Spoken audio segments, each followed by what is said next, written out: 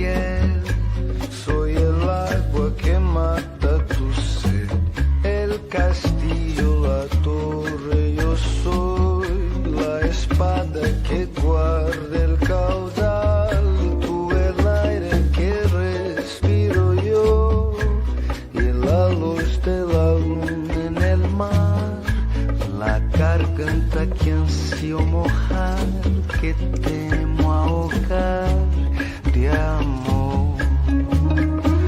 Igual este deseo me vas a dar. Oh, dices tú mi tesoro, basta con mirarlo, tuyo será, y tuyo será.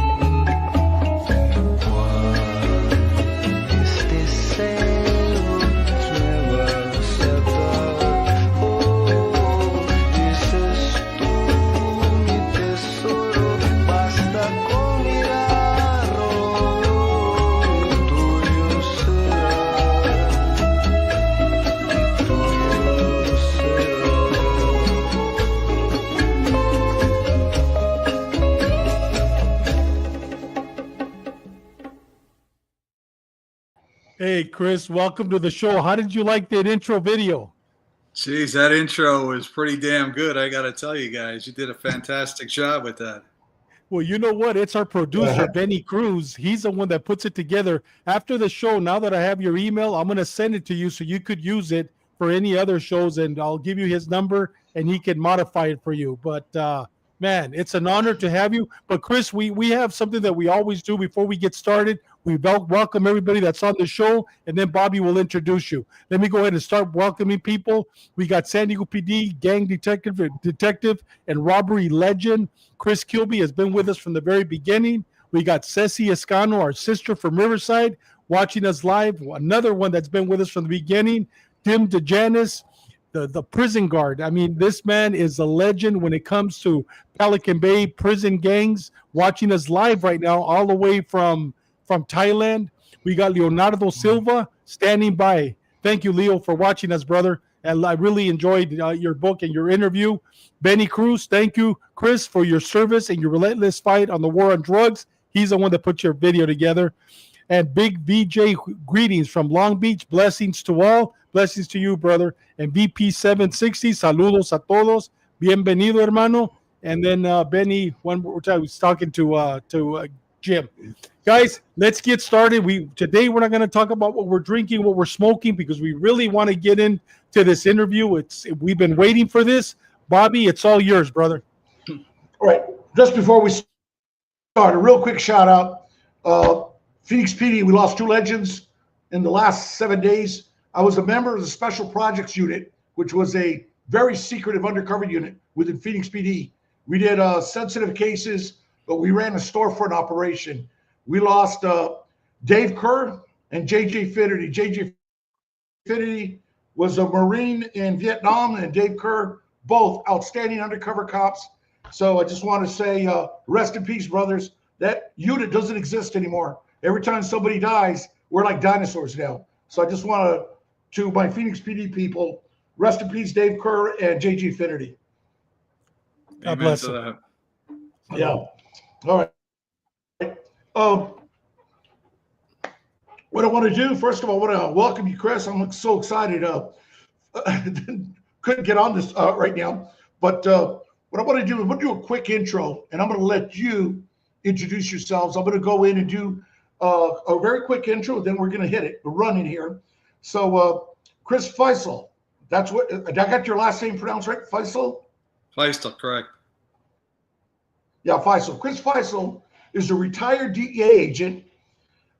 Chris also, before he joined the DEA, he went to school. Chris was born in New Jersey, but was raised in a small town in a small town in southwestern Pennsylvania. Played high school, like a lot of us, played high school sports. Went to college, played college basketball. I'll let him hit a little bit on that, and eventually was a seasonal police officer for an agency up in New Jersey.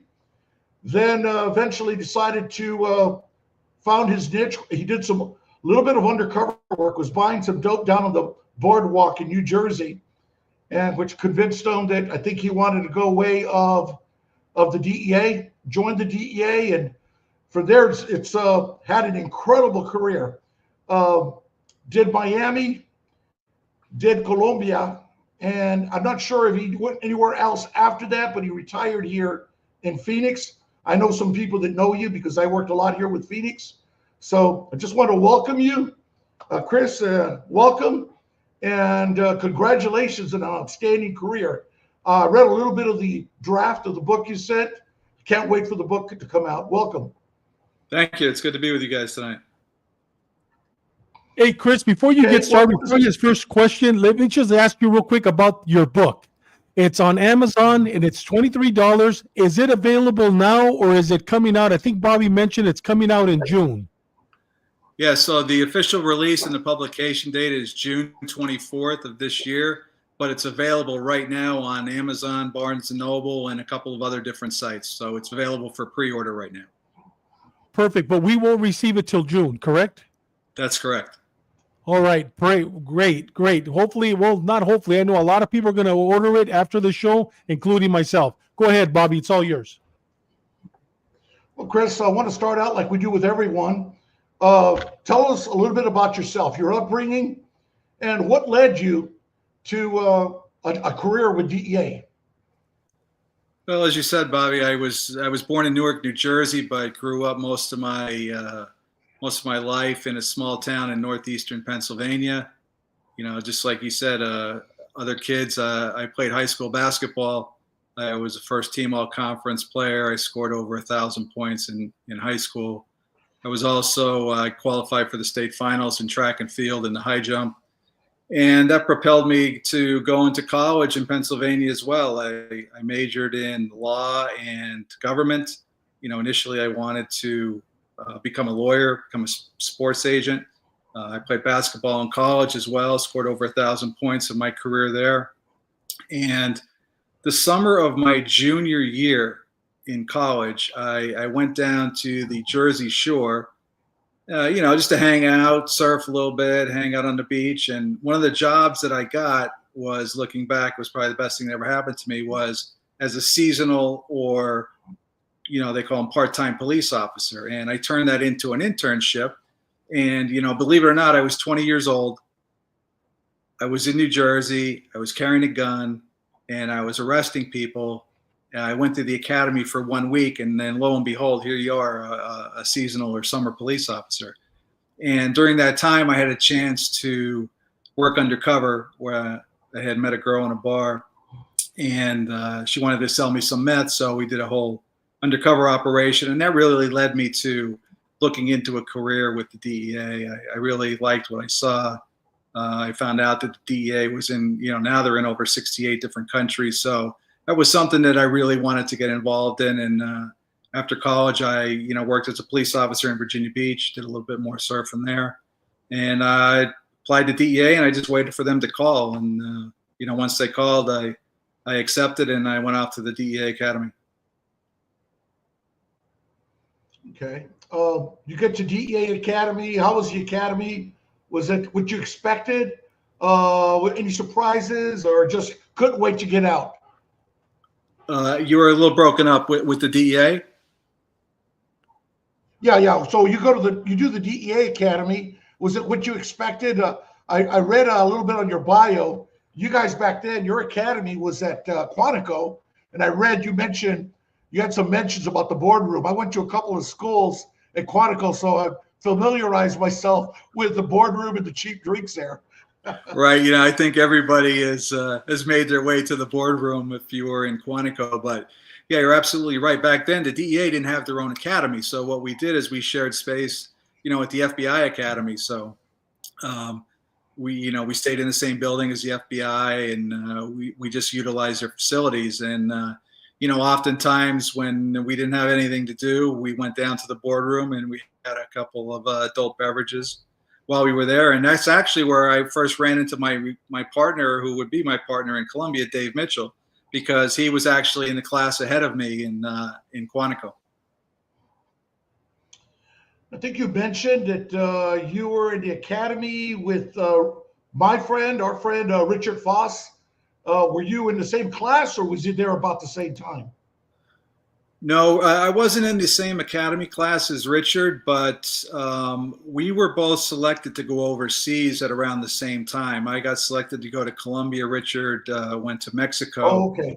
And, before you go overseas, DEA has what they call a foreign orientation program to, get everybody familiar with the country that you're going to. I mean, some of these people who go overseas had never traveled outside the U.S. in their life. So they have a little familiarization course. And I was at that foreign orientation class with Richard. He actually sat right next to me because they seated us in alphabetical order. And, so I got to hang out with him and know him for the week that we were up in D.C. for that. For those of you new to the program, Richard Foss was a DEA agent who was killed in the line of duty here in Phoenix, June 30th, 1994, and worked with a lot of us from Phoenix PD, including myself. So I think I got that a little confused. Well, you graduated from the academy. How did you decide Miami? Miami was your first assignment. And obviously, we like to say, if you want to go hunt bear, you got to go to bear country.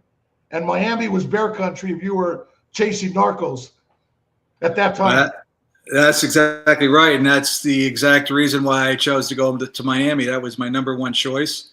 And fortunately, I got it coming out of the academy. But, just to lay the groundwork for that, the late 80s in Miami, that was the time, or even before that, the cocaine cowboys. And it was, part of everybody's favorite TV show in the mid 80s, right? Miami Vice. So, for me as a young agent, I was one of the youngest agents in my class. I was only 24 when I started. So for me, that was the only place for me to go that I wanted to go to really learn the job, because that was the epicenter of drug trafficking in the United States at that time, was Miami. So that was kind of an obvious selection for me. Yeah, working in Phoenix, a lot of the drugs at that time were coming from East or coming from LA. And we used to talk to a lot of the officers at the drug schools, and they were all telling us these stories of these massive seizures that were making there in Miami. So I'm sure it was an exciting time. Was there any cases that set you up for, well, obviously it was a lot of Colombianos there, a lot of Colombians. Was there any cases that really set you like, hey, this is a nexus to the Cali Cartel or to Medellin or any of the other Colombian groups that you got to see when you were working in Miami? Well, just about all of the cases that we worked were, they came back to Colombian cells. And, with 1,300 miles of coastline in Florida, that was the preferred entry point for Colombian cocaine coming into the United States. So obviously that area was inundated with cocaine. And, as we always used to say too, is, cocaine was falling out of the sky in Dade County during the 80s. And a lot of times literally it was because of all the air activity and the maritime activity. But, I began to focus on, international maritime smuggling investigations when I got to Miami. So we had a really good setup. We had undercover houses in the Florida Keys. We had assets that were captains of coastal freighters. I did some undercover with some of the Colombian transportation cells as a boat captain. So we had a really good operation set up there. So our investigations were targeting transportation cells affiliated to either the Cali or the Medellin cartel.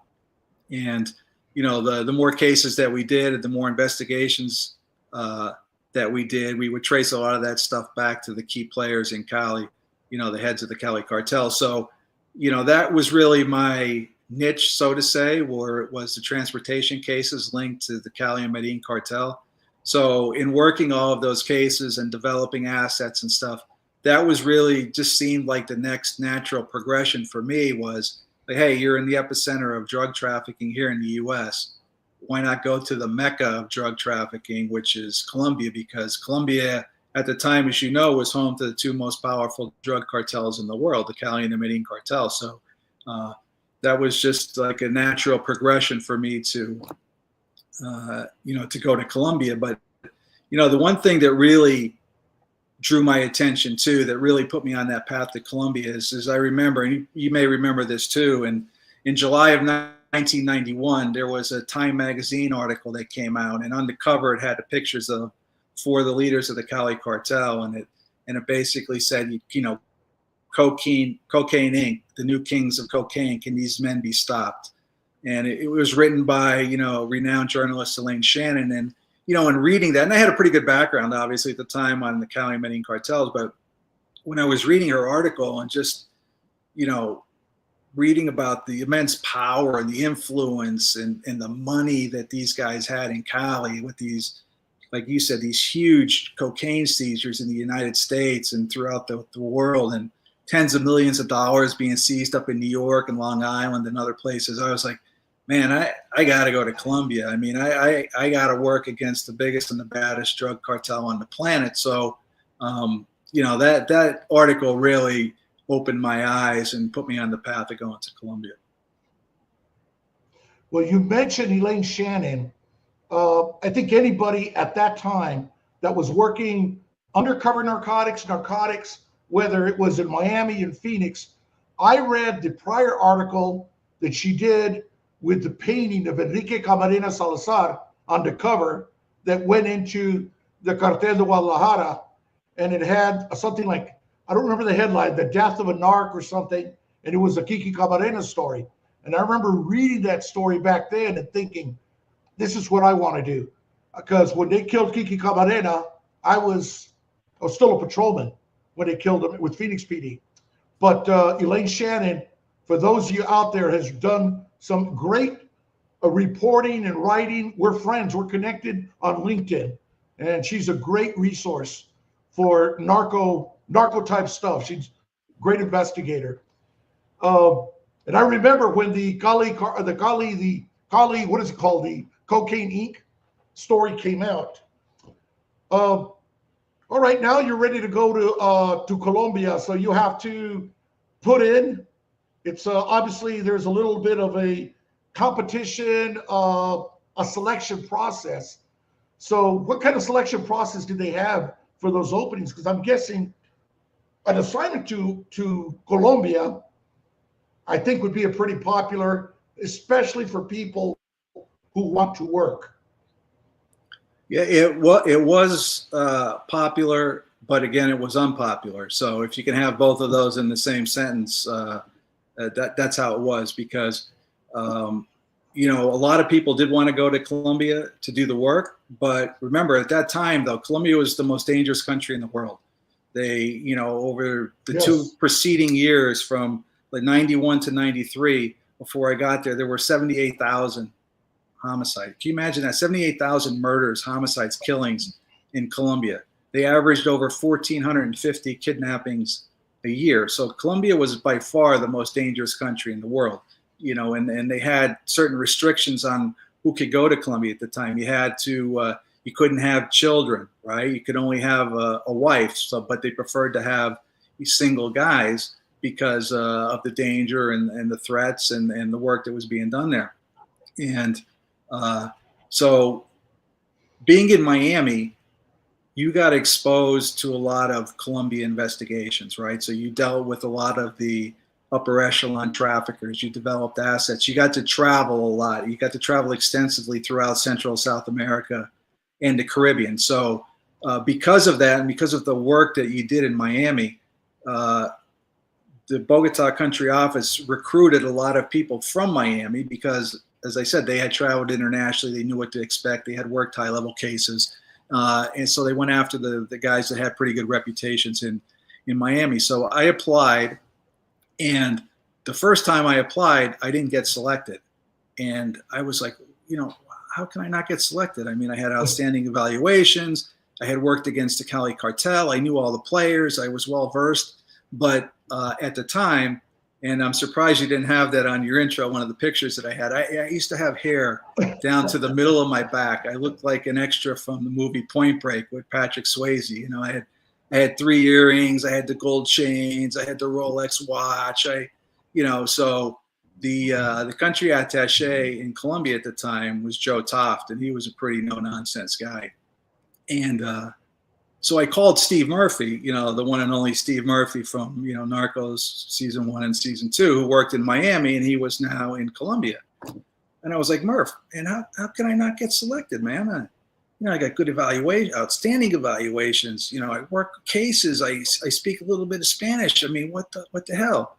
And he's like, hey, man, he goes, I think Toft's worried you're going to roll in there with your board shorts and your surfboard, and, you got to get that haircut, man, because the embassy is a completely different environment. You know how stuffy the embassy and the uptight some of these ambassadors can be. So I was hoping, man, I hope he's not lying to me. I hope he's telling me the truth. So I went out at lunchtime one day, and I cut a good 12 inches off my hair, man. I mean, it was long, I came back into the office, and, people were looking at me like, dude, what happened? You're not going to climb the tower. They thought I had like a mental breakdown and stuff. Some of the, the secretaries were like, what possessed you to do that?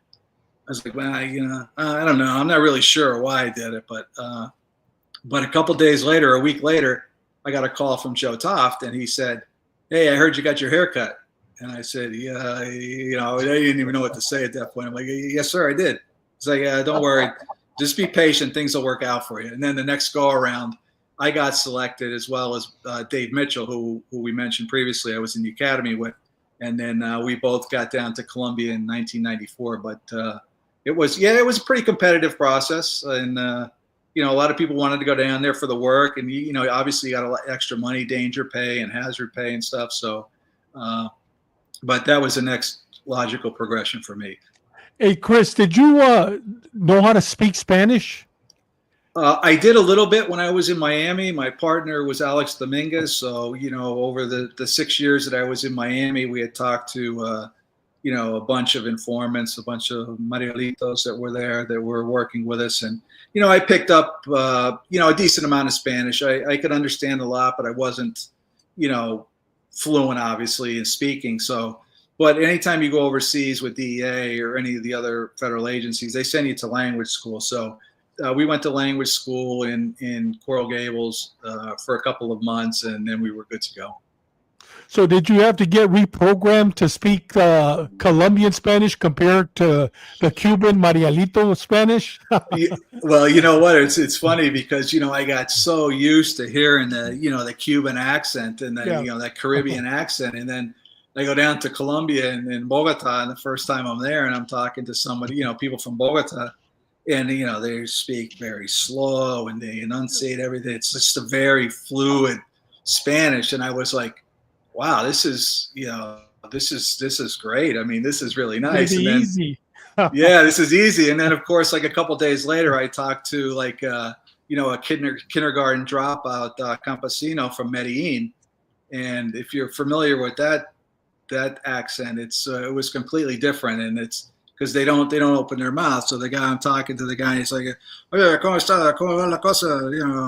¿Dónde está Pablo Escobar?" And I'm thinking, like, what the hell language is this guy talking? So it was pretty funny. But then, of course, when we go to Cali spoke more of the, I don't know, to me it was more of like the Cuban Caribbean accent. So it was fine.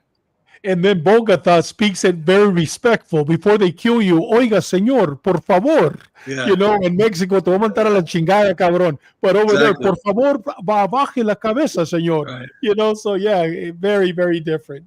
Definitely. Yeah. Go ahead, Bobby. That's it, Justine. I was fortunate to work with a lot of Colombians, and I noticed the difference of the different accents And the ones, the Caleños, the guys from Cali, sound more Cubano Caribeño. They have Right, more of a exactly. Caribeño accent More, to the more, Spanish. more costeño, Yeah, yeah. Exactly. Yeah, yeah. And Yeah, just yeah, to, yeah. so I don't forget, I saw one of the messages come across, and it said something about a tall blonde-haired guy. He must have blended in really well in Colombia, and that's I just discussed that extensively throughout the book, and there it is right there. Yeah, it came across, and my partner, as we said, Dave was a good 6'3", 6'3.5", 230. He could have passed for an NFL tight end, and then here I am rolling in as, an extra on Point Break, next to Patrick Swayze. And, but it was difficult. And the way that we blended in is, of course, I had to get my hair cut a little bit more, but we always wore hats and sunglasses. We did all of our covert activities at night. So all of the surveillances that we did, and as you read probably in the book, Bobby, the couple chapters I gave you, we ended up doing a lot of like unauthorized unilateral activity there. So we were doing surveillances at night. We were doing drive-bys of locations at night. We were meeting assets that we had throughout the city at night in different locations to make sure that we weren't being followed. So at 9 o'clock at night, we would meet somebody in the eastern part of Cali. At 11 o'clock, we'd meet somebody in the north, and then we'd meet somebody in the south. So we just traversed the entire city, all night long until the early morning hours. And that's how we were able to get our stuff done. And, during the day, we would go to the police base. We would do our meetings with our liaison with the police and the military and do stuff. But anytime we had anything sensitive or operational, we had to do it at night because it was very difficult for us to blend in. Excuse me, to blend in.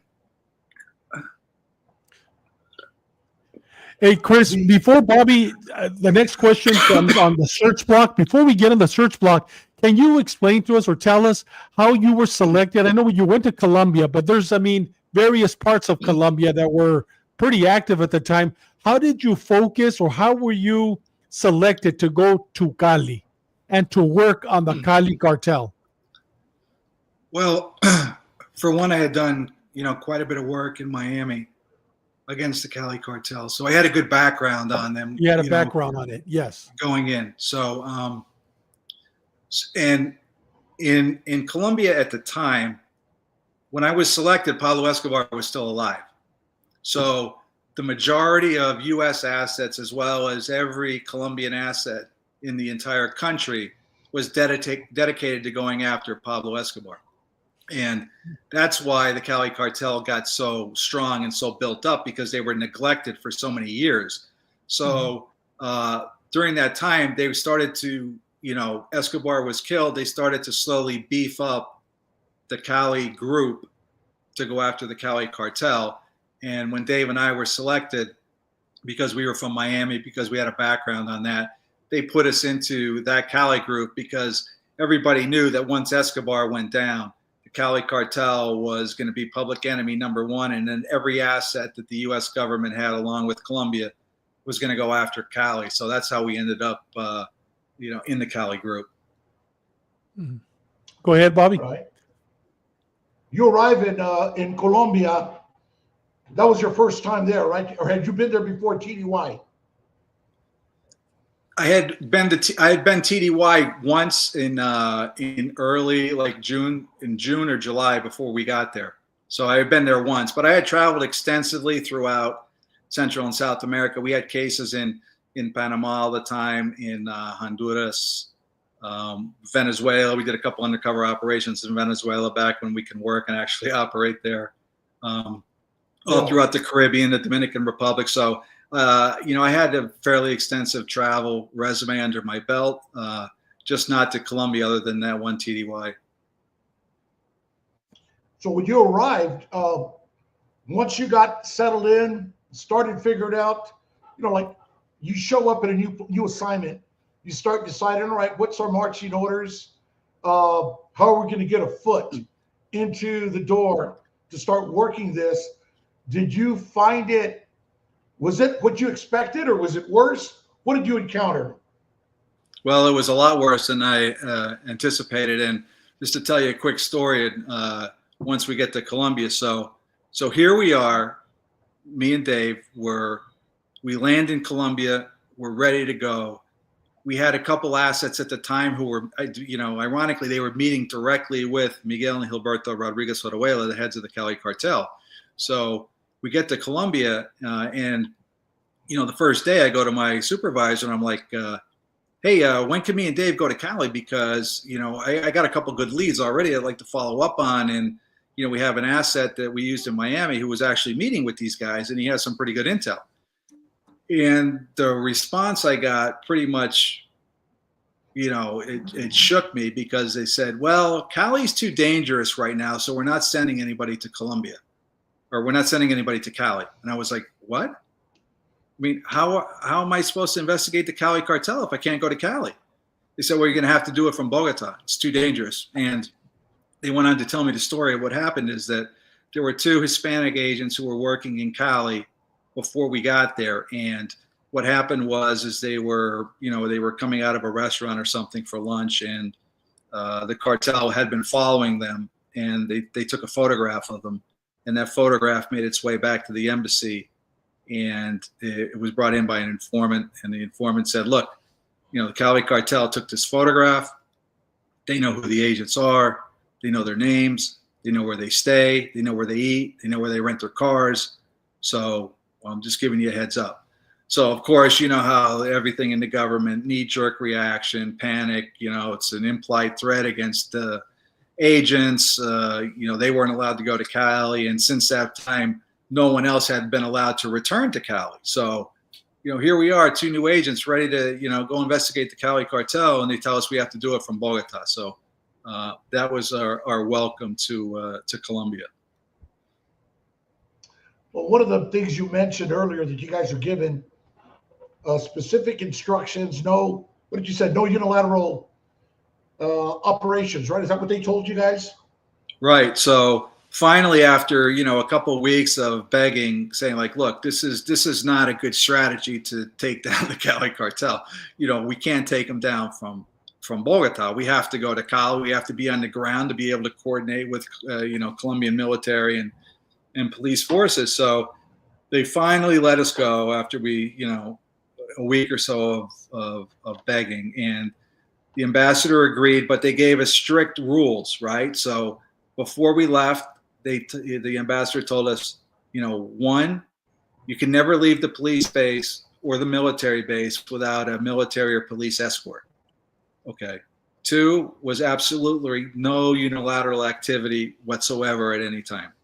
And then the last one was that we had to be back before nightfall. Like, we couldn't stay the night in Cali. So our first trip to Cali, we met with the search block, the military and the police search block. And we tried to establish a rapport and relationships with them. And, that went very well. They invited us back. And then we started to, up our trips to Cali. We started staying at the bases with the police and the military. And, we started to be much more active, but those were our guidelines for our first trip to Cali. Hey, Chris, you mentioned the search block. Can you tell us who the search block is? It was a special group. Were they trained by us? Initially, I don't think so, because the first iteration of the search block was established in 1989 to go after Pablo Escobar, right? So Pablo declares war against the Colombian government. This is a time when, he's committing all kinds of acts of narco-terrorism, right? This is when he blew up the Avianca flight. They blew up the DAS building, which was the equivalent of the FBI. Wounded over 2,000 people, killed in excess of 50. So they were, committing, horrific acts there. So the search block was created in 1989 to go after the most dangerous narcos, to hunt them down, to arrest them, and to kill them, or whatever they can do to get rid of them. So after Escobar surrenders in 1991, he decides he's had enough of prison. He walks out the back gate of Catedral in July of 92. And then you have that second iteration of the search block. This time with over 650 members. And their whole purpose, this is a special operations group within the police that's designed just to go out and either arrest or kill Pablo Escobar. So it was just a highly trained special operations group to go after the biggest and baddest of the narcos in Colombia. Chris, were they corrupted? Absolutely. There was a lot of corruption from within. The corruption in Colombia at the time was it was beyond the pale. And as you said before, was it what you expected? And I expected to find corruption here and there, but the Cali Cartel had corrupted thousands of people in the Colombian government, from police, military, prosecutors, DEA agents, politicians, journalists. They even contributed $6.2 million to the 1994 election of President Samper in Colombia. So, you can certainly make the argument that they bought the presidency in 1994 and that they had corrupted a large extent of the government from there down. So the systemic corruption was probably our biggest obstacle operating in Colombia at the time. One of the things I always hear, especially working overseas, is, well, if they were corrupt, why were you working with them? Or why did you meet with them? And it's like, if there was a rule when you work overseas that you cannot meet with someone that was corrupt, you would never get anything done, because everyone has their levels of corruption. For most part, there's still some out there that I trusted. I trusted literally, but for the most part, you always have to assume. I noticed it in your book, the draft you gave me, where you guys were having to do decoy operations with some of the units you thought were corrupt, just to set them on a wild goose chase or make them believe you're going somewhere else, so that they would not tip off a current operation you guys were working.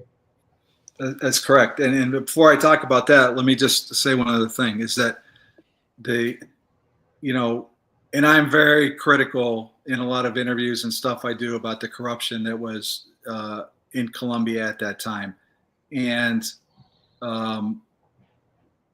it was extensive, but there were a lot of dozens and hundreds, numerous hardworking, honest Colombian men and women who were trying to do the right thing.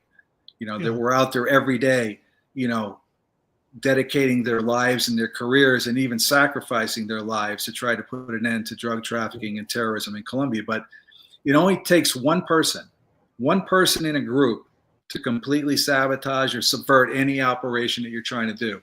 And it can kill months of planning just by having that one person in there that has access to sensitive or key information.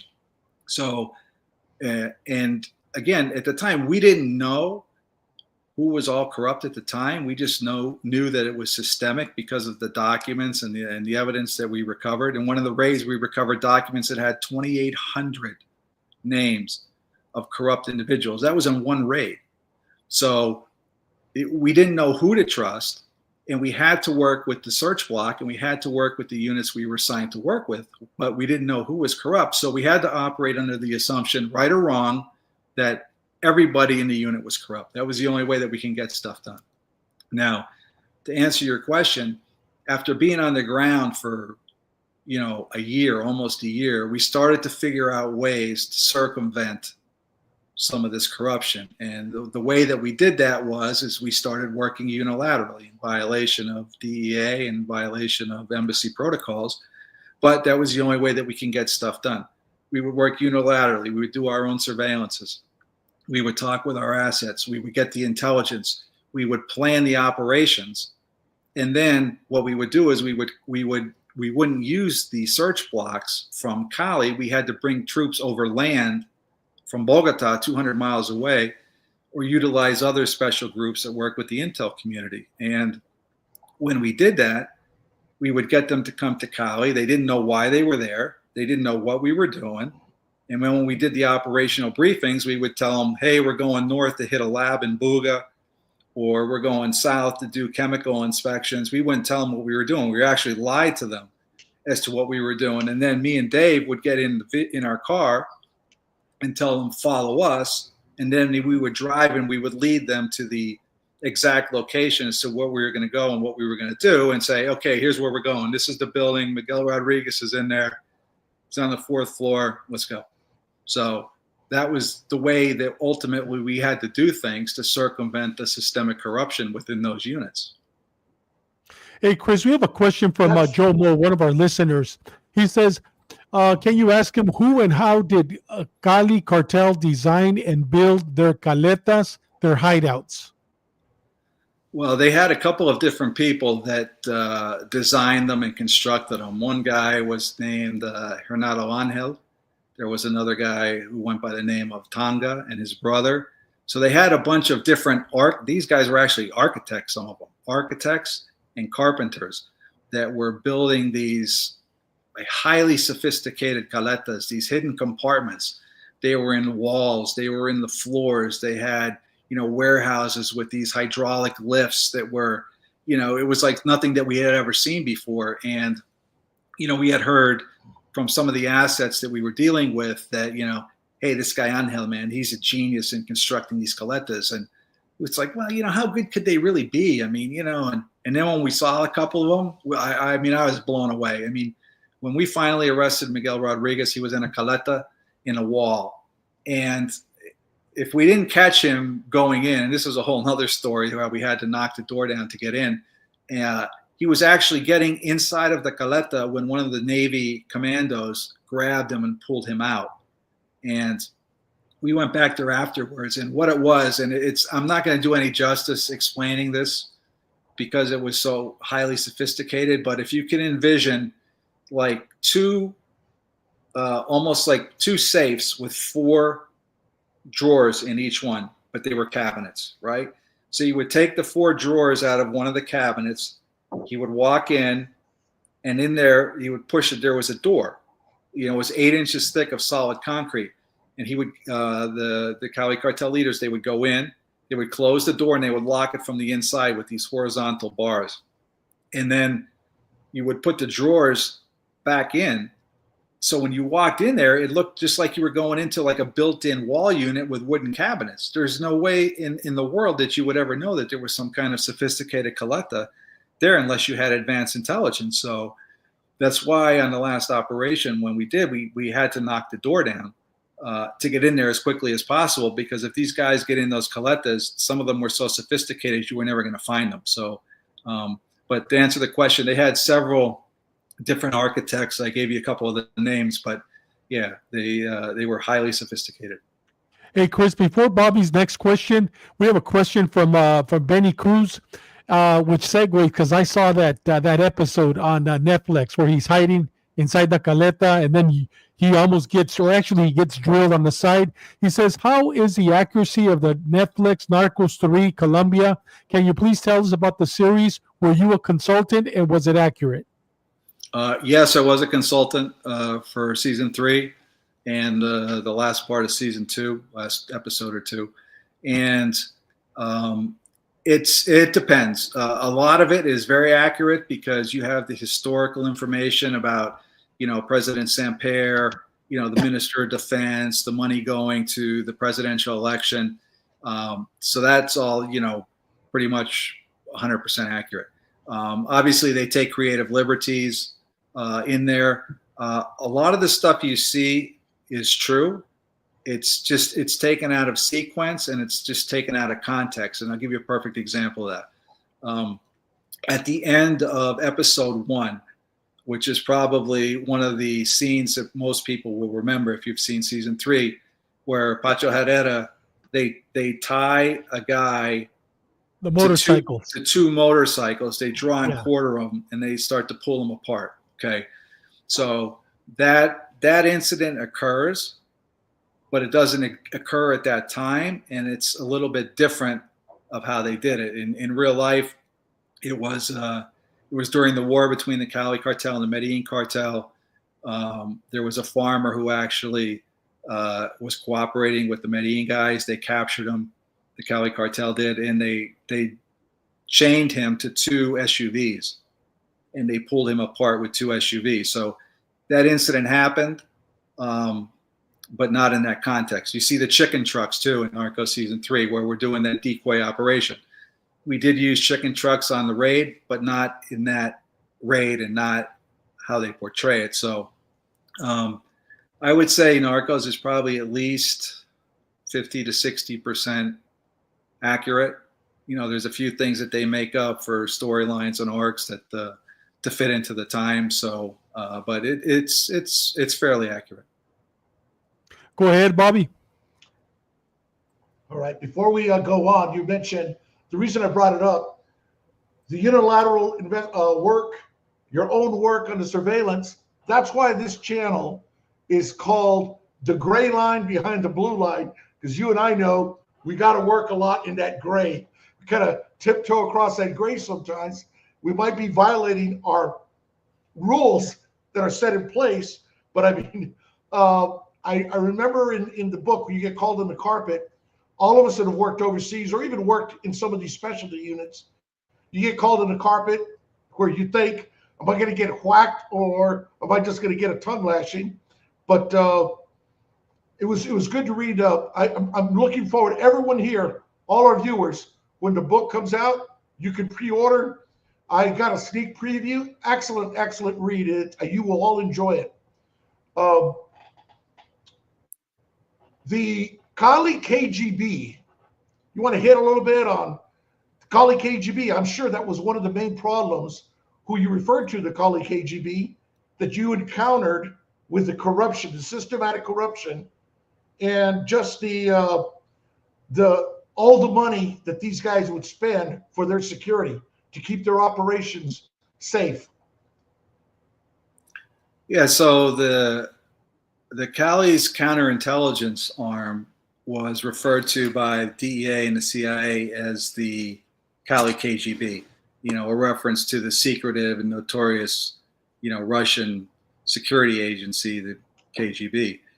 And, you know, the reason they call them that was because they had corrupted so many people within the Colombian government, and they were able to dig up all kind of dirt.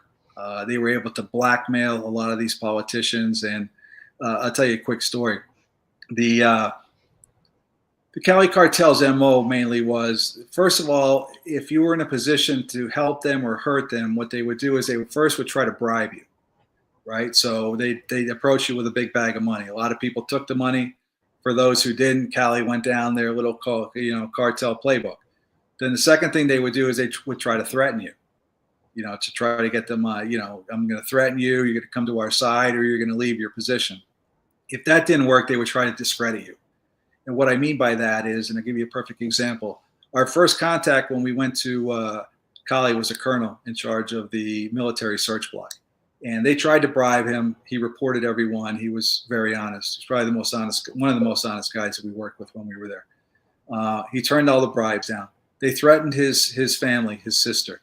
That had no effect on him. He reported everything.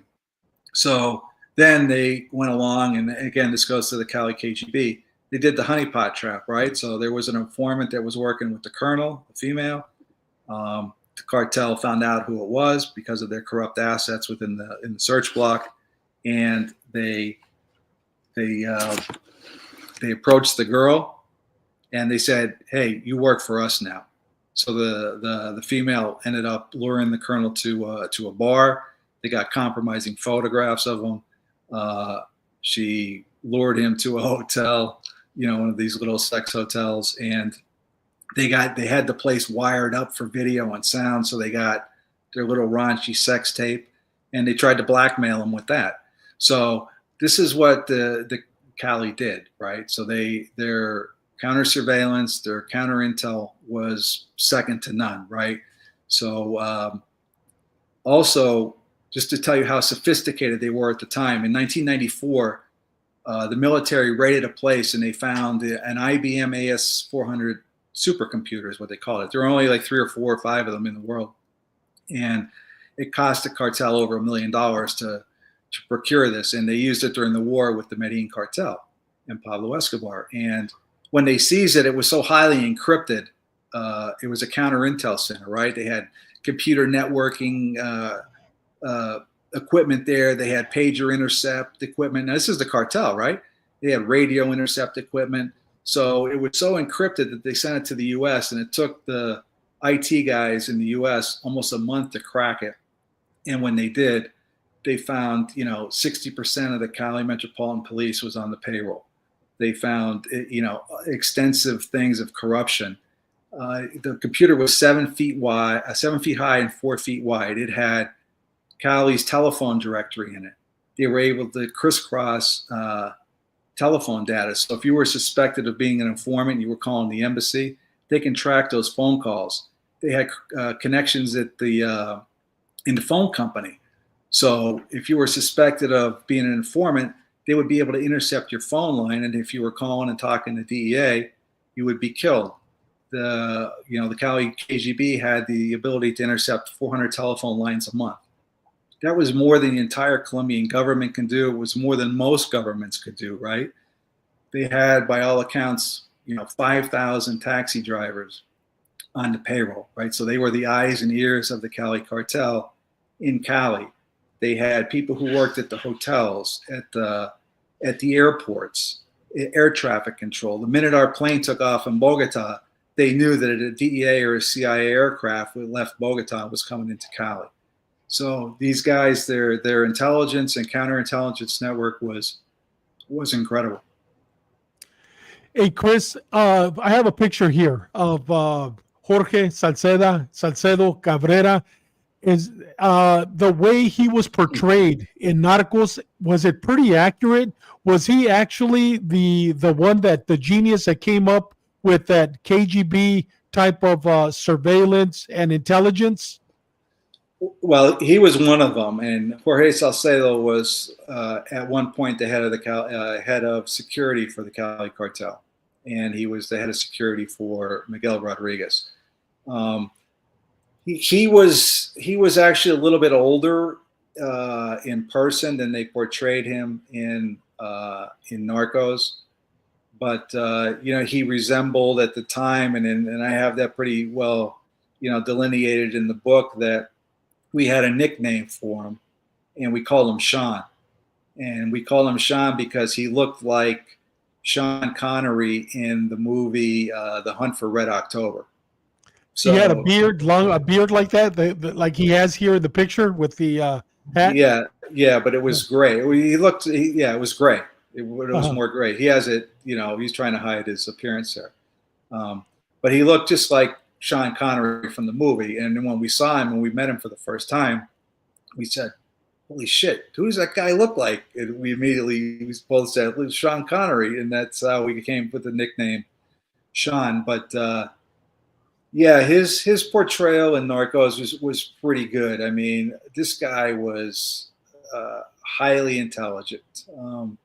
He had a background in the Colombian military. He was counter intel expert. He was, an expert in communications, explosives, counter guerrilla warfare. He was very bright. He never did anything without thinking it through 2 or 3 moves ahead. So it was a good portrayal by Matias Varela, is the guy who actually played him, and he did a really good job. And is he still today in the Federal Witness Protection Program? Yeah, as far as I know, he's still in WITSEC. I don't know where he lives. I don't know, what name he goes by, and I always call him, or will refer to him as Sean. So that's how we'll always know him. But yeah, he's still in WITSEC as far as I know. Hopefully he's doing well. Before Bobby's next question, another question from Benny Cruz: was the barbershop shooting accurate? It's supposed to have happened in New York City. Can you talk about that? Well, I mean, that was during the time that, Cheppy Santa Cruz was in New York, and there were a lot of shootouts for sure with not only with the police, but with, Dominican rival gangs. But as portrayed in Narcos, that specific event in the barbershop, that did not occur as far as I know. But again, it's a spin-off of or a takeoff of some of the events that really did happen, but that was obviously portrayed in an absolutely phenomenal way. That's one of the other more memorable scenes from Narcos season 3, but in the context where they show it, no, that didn't actually happen like that. And especially Fluffy, that Mexican comedian came out. That Right, was hilarious, exactly. seeing him trying to play a gangster, you know? Yeah, exactly. Yeah. So when you see Gabriel come out, you're like, boy, that's where is this going? Exactly. Go ahead, Bobby. Yeah, the killer comic. Yeah, I saw that and I was like, okay, Yeah. Fluffy's gonna try to portray to be a Dominicano. I don't think so. Yeah. Okay, now what was the big break? You guys had reading the book and reading the draft you sent me, you guys had some close calls. And I think most of us, to the cops here, there's nothing like hunting another human being.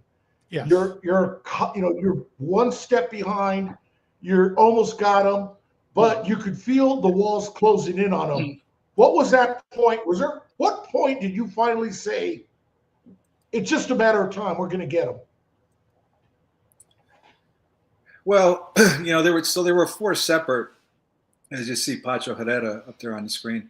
So there were 4 separate leaders of the Cali Cartel. So each operation that we did to try to capture each respective one of those guys was completely different, right? So our big break with Gilberto came when we had 2 independent sources corroborating information that was super key. And what that information is that Gilberto used an executive assistant, like a personal secretary, who would go to his house every day and, answer phones, set up meetings, run errands, do whatever. So we were able to follow that executive assistant to Gilberto's townhouse where he was living in Central Cali. And it took us a week to get there because this guy was so highly trained in, surveillance detection. He would drive his car, he would park it, he'd get on a city bus, he'd take it for a mile, he'd get off, he'd get in a taxi cab, he'd get out, he'd cross the street, he'd walk, he'd put hats on, he'd disguise himself. So, it took us a week to finally get to the location, but that was a huge break when we had 2 independent sources corroborating the information to get to Gilberto. With Miguel, it was the recruitment of Jorge Salcedo. Once we got him, we knew we had a really good chance to arrest him. But like I always say, though, and I said this many times before, is knowing where those guys are at, we kind of knew where they were at a lot of times, but putting an operation together to actually successfully go in there and arrest them was extremely complicated because of the corruption, because of the caletas that these guys had. So we failed over and over and over. We conducted hundreds of raids where we came up with nothing. Goose egg, the things you see on TV, like the hot coffee in the room or the burning cigarette and there's nobody there, right? Obviously the operations were compromised, but with Miguel and Gilberto, it was the recruitment of 2, assets by DEA, which actually led to their arrest. So those were the big breaks. Is this the picture where you're in his house, you've just arrested him, and that's your team? Is this the trophy picture? Right. Yeah, this is the trophy picture. And to get that, let's set this up now, because this was one of the more dramatic raids that we did, and that I'll try to keep it brief because I know we're running out of time. But no, it's all right. You know what? We got plenty of time. This is very interesting. So this is one of the raids where after we talked with Salcedo, that me and my partner Dave Mitchell and Jerry Salome, who's another DA, he's with us at the time doing surveillance. So we get information about 2 apartment buildings where Miguel might be hiding. So we're conducting unilateral surveillance at this point until the early hours of the morning, and we're able to pinpoint an apartment that we believe that Miguel is in. So we're working at this point with a Navy vetted unit, a team that we'd never used before. We brought troops over land from Bogota Again, we lied to them about what they were doing. We told them they were going to raid a cocaine laboratory up in Buga. We met off the interstate. We briefed them. We said, follow us. We go to the insertion point. We have to scale up a hill and get into a drainage ditch, which is muddy and full of water, you know. And the prosecutor that we handpicked the prosecutor because of a lot of problems that we had on previous raids, and we didn't tell her where we were going. She asked us where we're going and who the target is, and we said we'll tell you when we get there. So she wasn't happy about that. So she's dressed in high heels, you know, a white jumpsuit, right? Man, she has no idea what's coming. And, you know, she's trudging through this swampy, drainage ditch. We have to scale down a mountain. So we finally get down the mountain, and we're in a field, and there's only 6 people on the raiding team that make it down the mountain because it's in pitch black conditions, and the mountain was so treacherous that the team got disjointed. They couldn't get there. So I meet up with the team.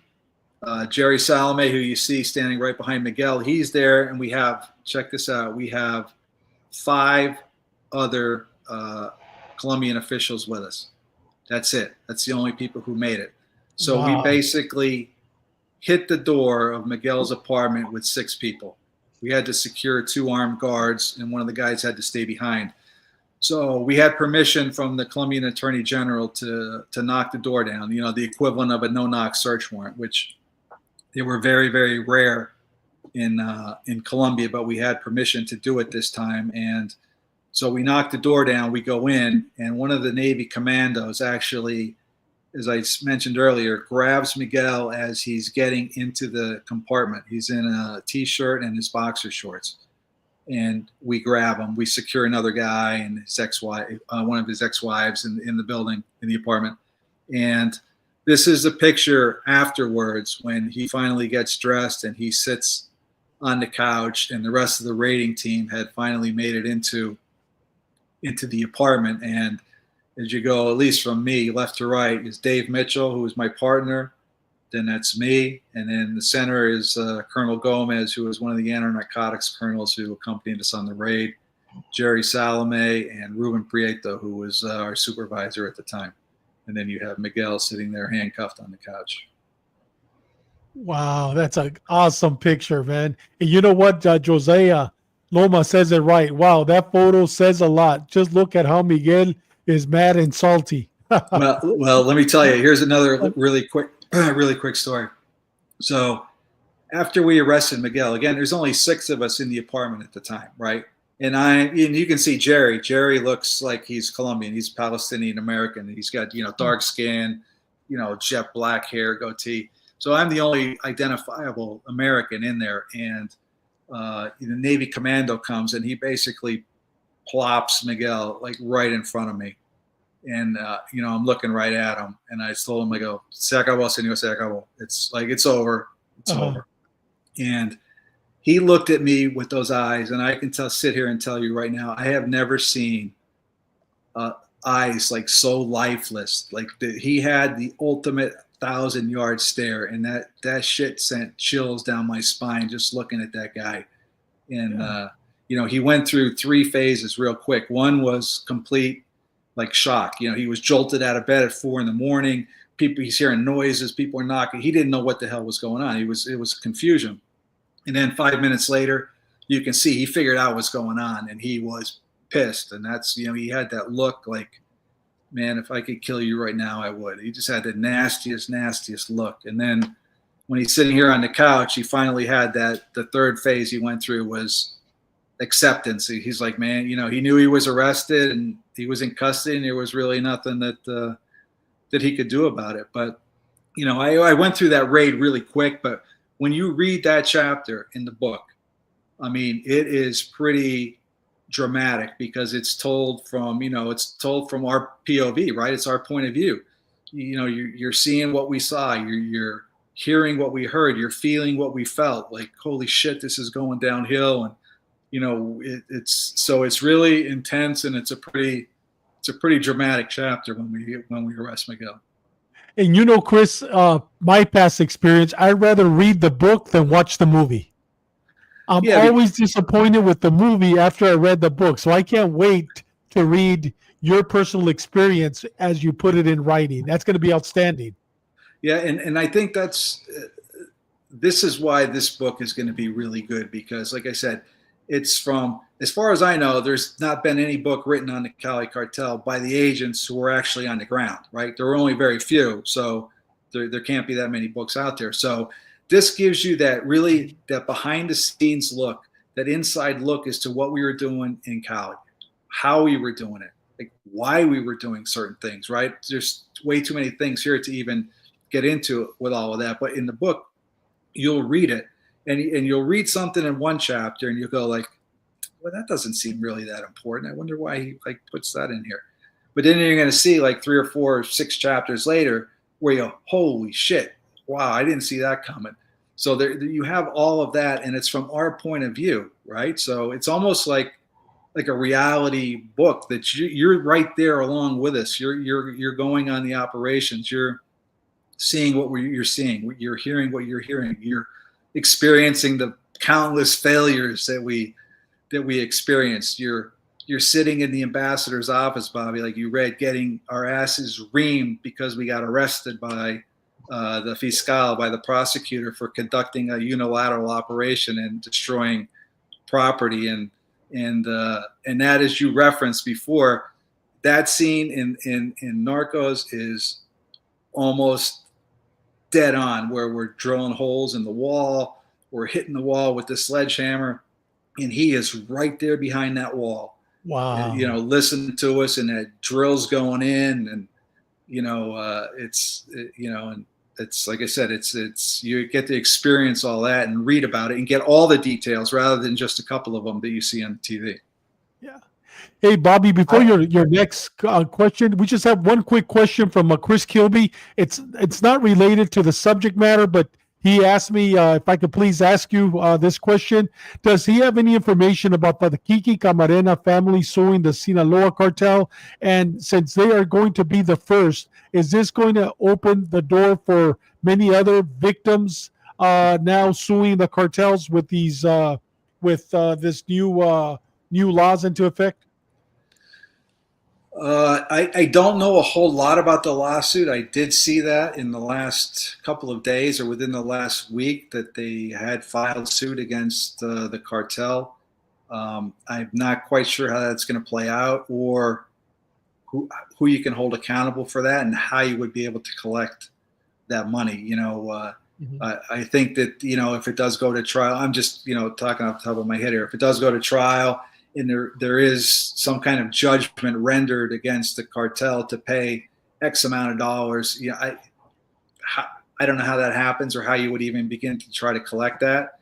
But the second part of that question, I think it does open the door for more of these kind of suits. It will be very interesting to see where it goes and how it goes. And I think, one thing that may see how the outcome comes is what district gets filed in and who the judge is on that and how they're interpreting, that law and how it's going to be applied. So I think it's a kind of stay tuned and let's see how that plays out. Yeah. Bobby, we have time for one more question. Go ahead, Bobby. I'm pretty much at the end because what I was thinking of doing is when his book comes out, we'll have you back on and then really push it again. I wanted to read something that Benny Cruz just said. Benny says, wasn't the job the ultimate ride? I'm sure you could agree with that, Chris, especially with the assignment that you had, Ground Zero, Colombia during that time, and also Miami. You were in Miami. Maybe one question I wanted you to hit. After you left Colombia, where did you go? Well, I mean, I was in Colombia for a total of 12 years, Bobby. So I did 3 separate independent tours. Yeah. So I left Colombia in 1997, as did we all did, everyone involved in the Cali Cartel investigation. I got promoted. I went to DEA headquarters. 2 years later, I went back to Colombia as a supervisor, worked on Operation Millennium, Fabio Ochoa investigation, North Valley Cartel investigation. I left Colombia. I did 3 years and 2 months that time. I went to South Carolina. Then I went back to Colombia again for 6 years, over 6 years. Worked on North Valley Cartel, the AUC, the paramilitary group, the FARC, the guerrilla group. And then I transferred out in 2010 to Phoenix, where I retired. I spent 4 years here. I retired as the assistant special agent in charge in Phoenix. So been on quite a few different posts, but did over 12 years in Colombia. I want Man, to brother, do a shout out to Go ahead. our friend Leo Silva, who made this interview possible. Yes. Leo, I see you're online right now. He sent a message to me. This has been an incredible interview. And anytime I got Leo, I always like to push his book as well. The Reign of Terror by Leo Silva. He's been on our show a couple of times. And this is his work taking down Los Zetas in northeastern Mexico. Excellent book. I read this one too. Now, let me tell you that one thing I got to say about that is, the Cali Cartel was infamous for the transportation of those massive amounts of cocaine on the caravels and the 727s into Mexico, which you see in Narcos portrayed very well, where they're dealing with Amado Carrillo Fuentes. So the Mexicans definitely play a big part in Cali's, expansion of the drug trade. And where I'm going with that is I know Leo, and Leo is a patriot and a great agent, and I've read Leo's book, and that is a phenomenal read. So anybody who has an interest in the Mexican cartels and more specifically Los Zetas that a lot of people don't even really know about, he gives you a really good background and a really good description of what's going on the ground. So I highly recommend Leo's book. And let me just finish with this: is it's kind of hard to do some of these interviews where you don't want to give away the farm before the book comes out, right? So yes, I kind of glossed over a lot of the details so that for people who buy the book and they read the book, a lot of it is, wow, that's pretty cool, or that's interesting, I didn't know that. But once the book comes out and it's out there, then we can get into a lot more detail about the raids and what we did and how we did them and why, and there'll be a lot more names that we can mention and talk about, the kidnapping and killing of a couple of witnesses that we were trying to extract out. There's so many things that we can talk about, but once the book comes out, I think we can get into a lot more detail and cover some really good ground. Hey, Chris, so you and Dave wrote the book together? Yeah, me and Dave wrote the book together, and we had a collaborator, Jessica Balboni, who is a writer and editor who based out of Boston, who, she really made what me and Dave wrote sound a lot better, put it that way. So she was great to work with, and she definitely had a big impact on the book. Okay, we can't wait. Go ahead, Bobby. You had last things? During part 2, when you come back, I think also all the things that you're talking about that we can hit on, but also hit on the transformation when we had the Mexican drug cartels being primarily just getting it across the border, the change that happened where they started charging, instead of cash, half that load or a percentage of that load, which made Mexico into an absolute monster. And that's what transformed Mexico to what we have now. Those specific events are certainly, without question, were what propelled the Mexican cartels to where they are now. That was their ascension into power, was when they stopped charging per kilo cash amounts for the cocaine, and they started being paid in product.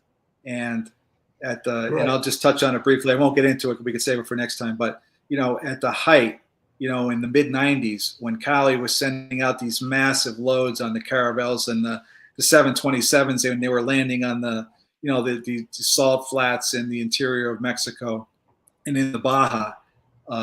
They were having as much as 10, 12 tons of coke on each flight, right? They would rip the seats out of these caravels in the 727s. They would pack them, and at that time, because of events that happened, and we'll talk about it next time, is that the Mexicans were receiving half at the height, right? It gradually progressed up to 50%. 50% of each load the Mexicans were getting. So in this example, let's use 10 tons. Cali Cartel smuggled 10 tons into Mexico. The Mexicans were receiving 5 tons of that, right? So Wow.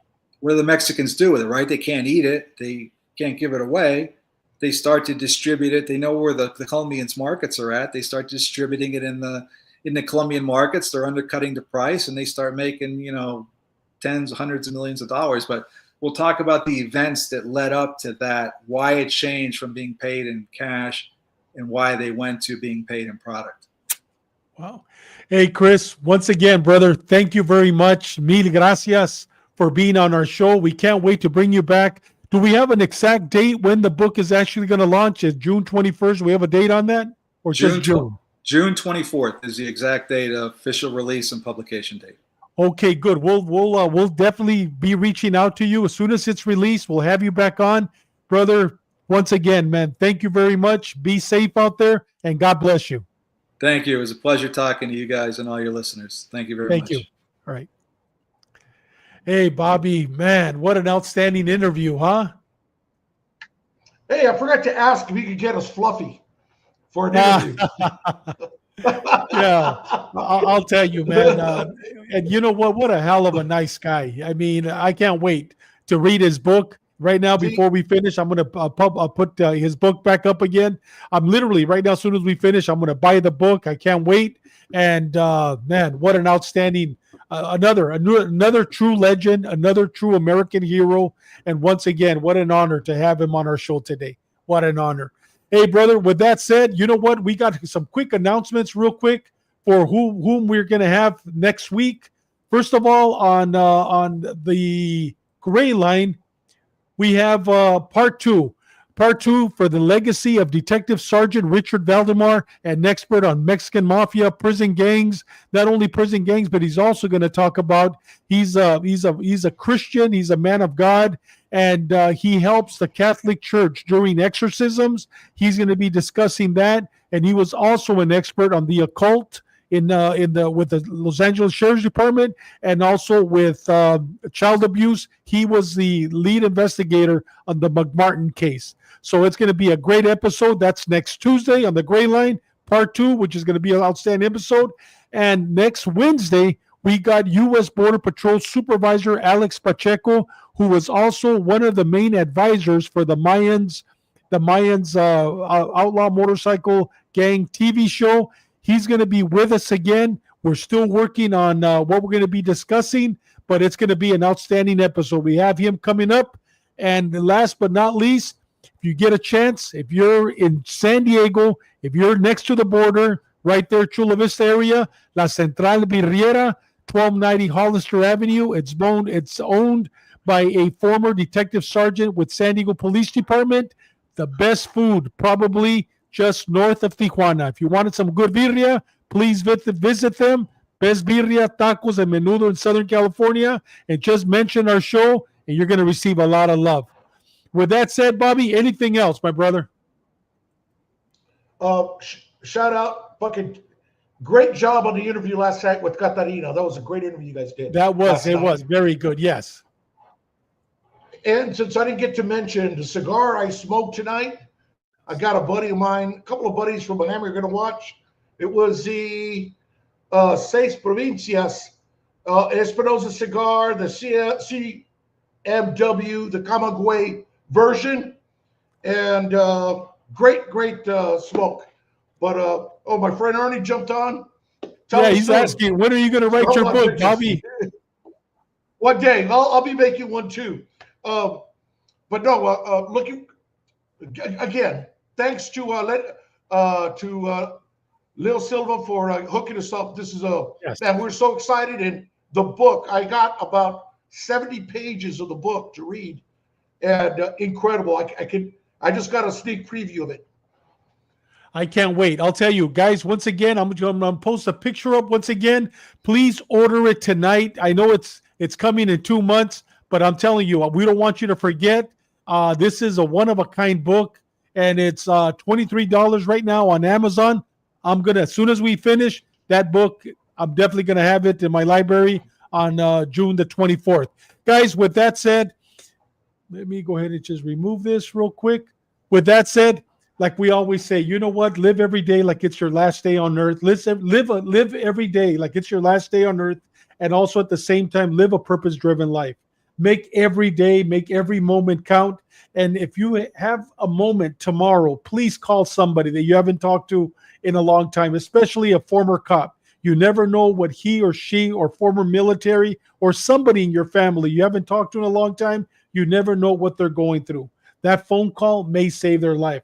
And I'm going to quote Bobby's son. One of the things that he always said that a doctor told him, said, trust the process. No matter what you're going through, trust the process, whatever it may be. But at the same time, above and beyond, trust the author. And our author is our Lord and Savior, Jesus Christ. Never forget that. We'll see you next Tuesday on the Gray Line. We'll see you next Wednesday on Ash Wednesday. God bless you.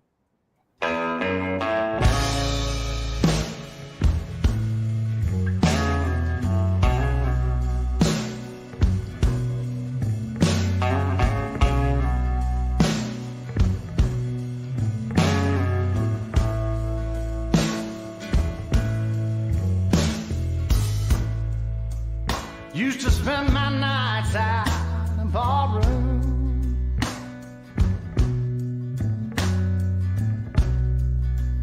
Liquor was the only love I'd known.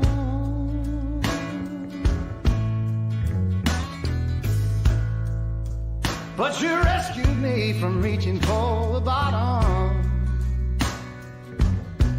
and brought me back. Far gone. You're as smooth as Tennessee whiskey.